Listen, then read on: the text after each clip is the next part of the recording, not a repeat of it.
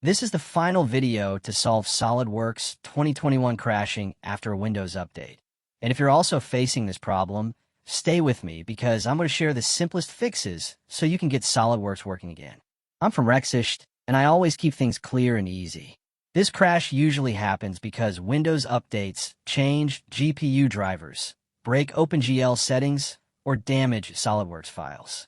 The app may freeze, shut down while opening a project, or crash as soon as you move a model.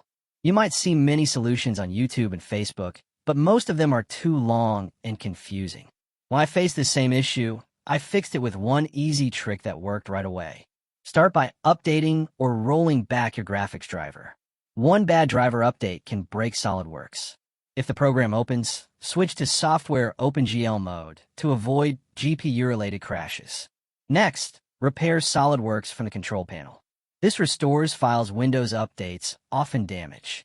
You can also reset SolidWorks settings or clear its cache to stop sudden crashes.